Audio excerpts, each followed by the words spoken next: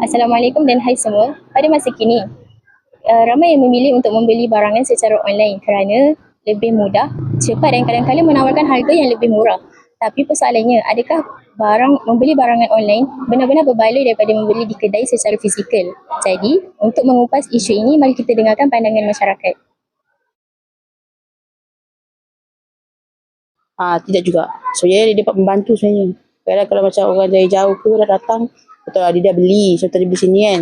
So tiba-tiba dia nak hantar barang tu dekat anak dia yang duduk jauh ke.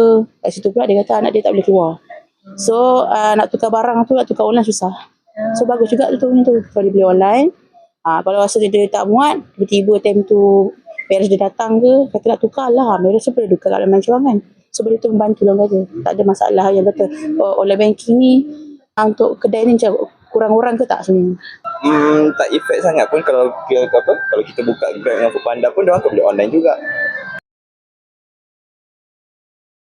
Okey, pada pendapat saya, orang macam saya suka lagi datang ke kedai sebab saya boleh nampak menu lagi full lah kan. Satu lagi kita boleh tahu ada barang apa kat kedai tu selain pada dekat website dia saja kan. Sebab kadang-kadang dekat website tak semua ada kan. Macam tu. Kenapa lah? Senang lah, easy lah, boleh compare price, tak perlulah sini jalan, sana jalan. Tak tentulah tengok apa barang lah. Takkan perapot you pun online juga. Perapot mesti tengok juga lah. Sebenarnya sama je. Cumanya kalau beli online ni kadang-kadang dia orang ada diskaun ke voucher. Kalau beli kedai pun kadang-kadang ada voucher juga. So cuma bergantung lah orang kata. Okey, pada pendapat saya, harga online pun ada yang murah macam Shopee. Sebab Shopee selalu buat promo kan. So, diorang akan dapat banyak kupon kat situ. So, diorang claim, diorang akan boleh beli online juga.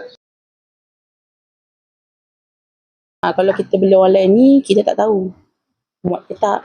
So, nak tukar je perlukan masa online kan. Kalau basically kita tak tukar, kita datang, benda tu ada tak ada. Kalau tak ada, diorang call ke kedai mana-mana yang ada, dia boleh simpan ke memang cawangan, dia suruh pergi je. Kalau online kan susah sikit. Yalah, defect punya barang ataupun barang yang bukan yang kita expect. Betul lah. Mungkin t-shirt pun kadang kita beli corak ni, dia bagi corak lain. Itu pun masalah juga.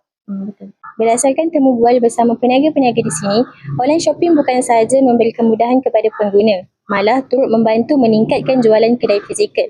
Platform atas talian membolehkan peniaga mencapai lebih ramai pelanggan dan meluaskan pasaran mereka. Oleh itu, dapat dilihat bahawa pembelian secara online dan kedai fizikal bukanlah pesaing sepenuhnya. Sebaliknya, saling melengkapi dalam dunia perniagaan masa kini.